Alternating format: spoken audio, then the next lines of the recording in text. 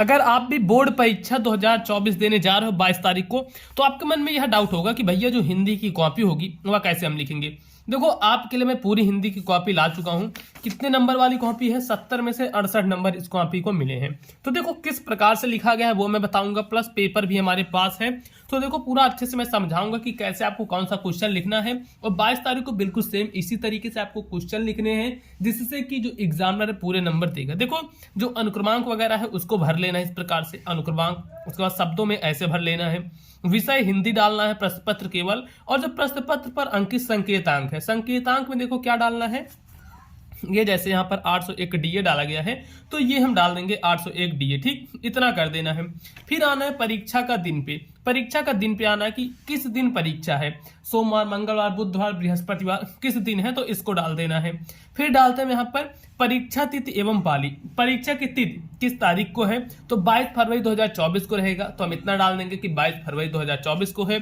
और किस पाली में है तो प्रथम पाली, द्वितीय पाली जब भी रहेगा। अब इसका मतलब क्या है कि फर्स्ट मीटिंग या फिर सेकंड मीटिंग में, सुबह है या फिर शाम को है, इस प्रकार से। ठीक, बाकी सेंटर का नाम आप डाल देना जहां भी आपका पेपर गया रहेगा। बैक अब हम बढ़ते हैं लिखने वाला कि कहां से लिखना है। ये देखो ऐसे हम कॉपी खोल लेते हैं। फर्स्ट कैसे रहेगा, यहाँ पर देखो ये बहुविकल्पी तो कर लोगे ओएमआर पर। खंड बा से शुरू होगा। खंड बा से जो शुरू है वर्णात्मक प्रश्न। वर्णात्मक प्रश्न क्या है, 50 नंबर के लिए आएगा, जिसमें से देखो पहला क्वेश्चन ऐसा रहेगा कि निम्नलिखित गद्यांश पर आधारित दिए गए प्रश्नों के उत्तर दीजिए। आपको एक गद्यांश दिया रहेगा। गद्यांश किस प्रकार से हल करना है, देखो अगर आप यह वाला कर रहे हो तो स्टार्टिंग से, जैसे आज हम इसी से लेकर और रखेगा ऐसे करना है डैश तक, लेकिन हम क्या कर रहे हैं, हम ये वाला इसमें किया गया है। तो ये वाला क्या है, यह कोई बात नहीं है कि एक ही स्वभाव और रुचि के लोग, यहां से लेकर धीर उत्साही का। तो क्या करना है कि ऐसे देखो काली पेन से डाल देना है, यह कोई बात नहीं है, फिर डैश डैश डैश डैश करना है और धीर उत्साही तक। इससे क्या होगा कि जो भी आपकी कॉपी चेक करेगा उसको पता लग जाएगा कि आखिर बच्चे ने कौन सा वाला गद्यांश हल किया है।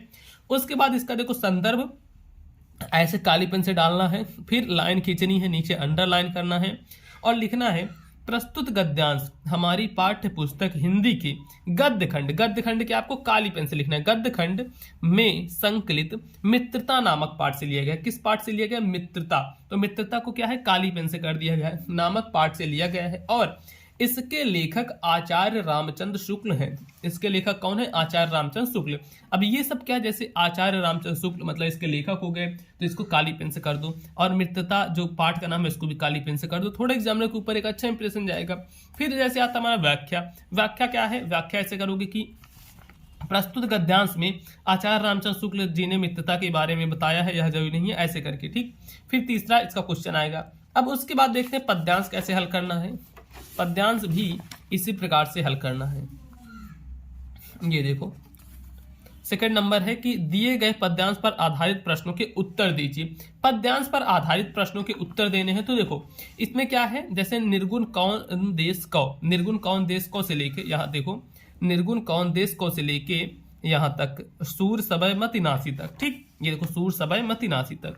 अब इसका देखते हैं यहाँ पर संदर्भ लिखना, कैसे संदर्भ लिखना है। तो देखो पहला जो संदर्भ है, संदर्भ ऐसे लिखोगे कि प्रस्तुत पद्यांश हमारी पाठ्य पुस्तक हिंदी के गद्य खंड, गद्य खंड नहीं यहाँ पर पद्य खंड रहेगा। ठीक, ये गलती मत करना कि आप गद्य खंड लिख दे रहे हो, यहाँ पर क्या रहेगा, यहाँ रहेगा पद्य खंड। तो इसको मैं ऐसे कर लेता हूँ ताकि आपको दिखे।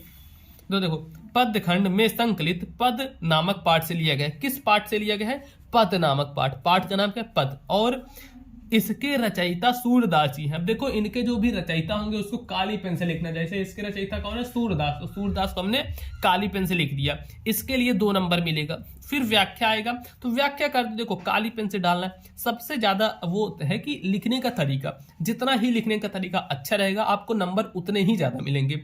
ये जरूरी नहीं कि आपको कितना आता है, लेकिन आपने लिखने का तरीका अगर जान लिया तो आप बहुत अच्छे नंबर लेकर आने वाले पेपर में। फिर उसके बाद देखते हैं थर्ड नंबर है हमारा संस्कृत का। देखो संस्कृत में भी क्या करना है, स्टार्टिंग से जो भी आप पैराग्राफ कर रहे हो तो वहां का स्टार्टिंग का 2-3 वर्ड, ऐसा नगरी भारतीय संस्कृति से लेकर पारसी भाषायाम कारिता तक। ठीक, यहां तक लिखना है।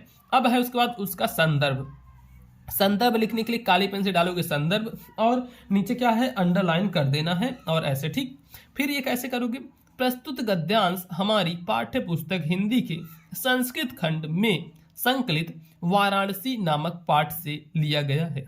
प्रस्तुत गद्यांश, अब देखो एक चीज यहां भी गलत हो गया, यहां पर प्रस्तुत, अच्छा ठीक है कोई ना, ठीक है। अब यहां पर देखो संस्कृत खंड सही है ना, काली पेन से, और जिस पाठ से लिया गया वाराणसी उसको भी काली पेन से डाला गया है। अब एक चीज यहां पर बहुत सारे बच्चे जो गलती कर देते हैं, यहां पर क्या करते हैं, अनुवाद की जगह वो व्याख्या लिख देते हैं। तो व्याख्या नहीं लिखा जाता है, वहां पर यही लिखा जाता है, अनुवाद लिखा जाता है। ठीक है, इतना ध्यान देना, व्याख्या नहीं लिखोगे, क्या लिखोगे, अनुवाद, तो इतना ध्यान देना। फिर लिखना है यह नगरी भारतीय संस्कृत, तो इसका अनुवाद ऐसे कर लोगे। अब देखो इसका श्लोक कैसे करोगे, ये जो है हमारा श्लोक है, ठीक, जीवन सूत्राणी का श्लोक है। तो यह कैसे करना है, यह ऐसे है कि किम नु हित्वा प्रियो भवति, और उसके बाद है ऐसे डैश डैश करके, लास्ट का हित्वा ना सोचता, फिर डैश डैश भवेत। ठीक, 3-4 लाइन का है। तो इसको करने के लिए संदर्भ डालना है काली पेन से, अंडरलाइन नीचे करनी है और आगे एक तीर बना देना है। फिर यहां से करना है प्रस्तुत श्लोक हमारी पाठ्य पुस्तक हिंदी के, हिंदी यहां पर देखो हिंदी, ये काली पेन से लिखना है, हिंदी के संस्कृत खंड, संस्कृत खंड भी क्या है, काली पेन से ही लिखना है, में संकलित जीवन सूत्राणी नामक पाठ से लिया गया है।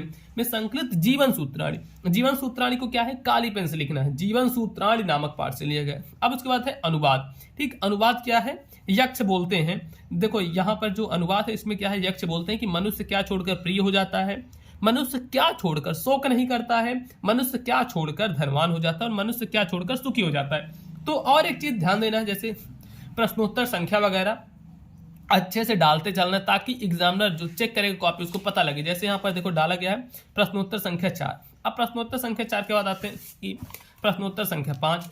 5 में क्या है, ये देखो 5 में है गद्यांश का, ये खंडकाव्य करने का, कि अपने पठित खंडकाव्य के आधार पर निम्नलिखित में से किसी एक प्रश्न का उत्तर दीजिए। अब देखो आपने जो भी खंडकाव्य पढ़े हैं उसमें से किसी एक का उत्तर देना है। जैसे मुक्तिदूत हो गया, या फिर कर्मवीर भरत, तुमुल, कर्ण, मातृभूमि, जय सुभाष, मेवाड़ मुकुट, अग्रपूजा, ज्योति जवाहर, इस तरीके से। तो हम यहाँ पर क्या है, ज्योति जवाहर का कर दिए हैं। ये तो आपके जिले के हिसाब से होगा कि आपका कौन सा जिला है, और उस हिसाब से आप खंडकाव्य हल करोगे। मान लो किसी का अलग हो सकता है, किसी के अलग, तो ये खंडकाव्य अलग अलग रहेंगे। अब देखो यहाँ पर भी कुछ चीजें मैं आपको बता देता हूँ जो ध्यान में आपको रखना है, चाहे जिस भी आप जिले के हो। प्रश्नोत्तर संख्या 5 अच्छे से डालना है।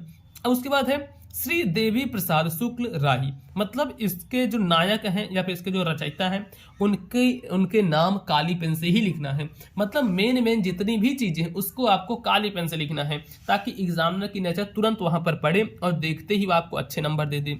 अब उसके बाद देखो क्या क्या चीजें इनके बारे में, जैसे अलौकिक पुरुष हैं तो ऐसे देख लिया, गांधी जी से प्रभावित हैं, फिर ऐसे कुल मिला के 2 पेज लिख देना है। ये देखो एक सेकंड पेज इसमें यहाँ पर लिखा गया है। ठीक, अब हम शुरू करते हैं जीवन परिचय कैसे लिखना है। तो देखो जीवन परिचय कैसे लिखोगे, तो जीवन परिचय लिखना है ऐसे कि प्रश्नोत्तर संख्या 6वें कक्का जैसे हम कर रहे हैं। तो देखो 6वें कक्का, तो आचार्य रामचंद्र शुक्ल, जिसका भी जीवन परिचय लिख रहे हो उसका नाम ऊपर लिखोगे। हम यहाँ पर आचार्य रामचंद्र शुक्ल का लिखे हैं, तो लिखो आचार्य रामचंद्र शुक्ल, नीचे अंडरलाइन करना है। और साइड में मैं आपको बार बार बताया हूँ कि साइड में इनके मेन जो चीजें, जैसे नाम हो गया, जन्म हो गया, पिता हो गया, मृत्यु हो गया, रचना, ये सब चीजें जरूर से लिखनी है। फिर उसके बाद है जीवन परिचय। जीवन परिचय कैसे लिखना है, जैसे हिंदी के प्रसिद्ध साहित्यकार आचार्य रामचंद्र शुक्ल का जन्म सन 1884 ईस्वी में बस्ती के जिला अगोना नामक ग्राम में हुआ था। इनके पिता चंद्रवल्ली शुक्ल। आप यहाँ पर ये देख पा रहे होगे कि जो मेन चीजें हैं उसको ब्लैक पेन से लिखा गया, काली पेन से, ताकि जो एग्जामिनर है वह तुरंत देखे कि हाँ ये है, और वो डायरेक्ट आपको नंबर दे दे, ज्यादा टाइम ना व्यतीत हो।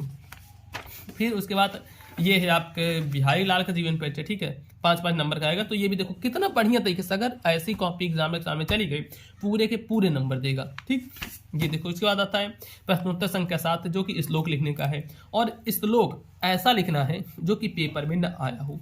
सर्वे भवन्तु सुखिनः, सर्वे सन्तु निरामयाः, सर्वे भद्राणि पश्यन्तु मा कश्चित् दुःख भाग् भवेत्, ऐसे करके है प्रश्नोत्तर संख्या 7। फिर आता है प्रश्नोत्तर संख्या 8।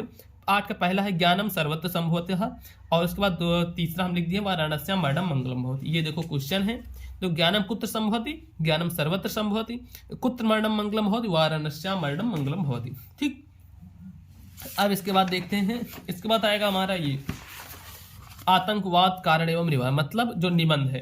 निबंध यहाँ पर देखो 9वां नंबर जो निबंध है, निम्नलिखित में से किसी एक विषय पर निबंध लिखना है। तो आतंकवाद का कारण एवं निवारण, इस पर हम निबंध लिख देते हैं। अब देखो निबंध कैसे लिखा जाता है इसको मैं थोड़ा सा बता देता हूँ। ऊपर डालना है जिस भी सब्जेक्ट पर, जिस भी चीज पर आप निबंध लिख रहे हो। जैसे हम यहाँ पर आतंकवाद एवं उसका निवारण पर लिख रहे हैं। अब यहाँ पर अगर पर्यावरण प्रदूषण पर लिख रहे हो तो इसको भी आप डाल सकते थे। फिर डालना रूपरेखा। रूपरेखा में क्या होगा देखो कि क्या क्या लाइनें, क्या क्या हेडिंग आपको बनानी है। जैसे पहली हेडिंग बनाओगे प्रस्तावना, दूसरी आतंकवाद का अर्थ, तीसरी आतंकवाद के कारण, चौथा आतंकवाद के परिणाम, आतंकवाद को रोकने के उपाय। मतलब इस हेडिंग से संबंधित जितनी भी हेडिंग बन पाएंगी वह बनानी है। जैसे प्रस्तावना में उसके थोड़े बारे में लिखोगे, फिर आतंकवाद का अर्थ, फिर देखो ये इस प्रकार से लिखा गया है। कॉपी में आपको दिखा रहा हूँ कैसी कॉपी रहती है। ये इतना हो गया। अब इसके बाद आता है एक जो नया हमारा जुड़ा है वह है पत्र लेखन। देखो पत्र लेखन क्या है तो यहाँ पर देख लेते हैं। पत्र लेखन जैसे प्रश्नोत्तर संख्या 10 का पहला कि शुल्क मुक्ति हेतु अपने विद्यालय के प्रधानाचार्य को एक प्रार्थना पत्र लिखिए। तो देखो प्रार्थना पत्र कैसे लिखना है, ऐसे डालोगे कि सेवा में कॉमा श्रीमान प्रधानाचार्य, राजकीय इंटर कॉलेज प्रतापगढ़ उत्तर प्रदेश। जैसे मैं प्रतापगढ़ से हूं तो मैंने इतना लिख दिया। विषय आप लिख दोगे किस विषय पर लिखना है। फिर लिखना है मान्यवर महोदय। इसके बाद लिखना है सविनय निवेदन है कि मैं आपके विद्यालय का कक्षा 10 का विद्यार्थी हूँ, मेरे पिताजी अपने छोटे से व्यवसाय, ऐसे करके लास्ट में कुल मिला के मैं आपको लिखने का तरीका बता रहा हूँ कैसे लिखना है। लास्ट में क्या करना है, ये ऐसे लिख दो दिनांक, आपका आज्ञाकारी शिष्य, जैसे मैं अपना नाम लिख दिया पीयूष मौर्य, आप अपना लिख सकते हो। इस प्रकार से करना है। तो देखो ऐसे लिखोगे, अगर बोर्ड एग्जाम में अपनी कॉपी लिखोगे तो एग्जामिनर फुल नंबर देगा। भले देखो इससे नहीं मतलब है कि आपको कितना आता है, मतलब इससे है कि आप कितना बना के लिख पाते हो, कितना बढ़िया तरीके से लिख पाते हो, बस इससे आता है। ठीक है, तो इसी तरीके से लिखना। कहीं भी कोई भी दिक्कत हो तो मेरी इंस्टाग्राम आईडी है पीयूष मौर्य 1001, आप वहां पर मुझसे डायरेक्टली कोई भी बात कर सकते हो। अगर आपको जाना है तो डिस्क्रिप्शन बॉक्स में लिंक दिया हूं, जा सकते हो। व्हाट्सएप ग्रुप का भी डिस्क्रिप्शन बॉक्स में लिंक है, उस पर भी ज्वाइन हो जाओ। बिल्कुल ही फ्री में पीडीएफ वगैरह मैं वहां पर आपको दे देता हूं। तो दोस्तों फिलहाल आज की वीडियो में इतना ही। अब मिलेंगे हम आपसे और किसी नेक्स्ट वीडियो में।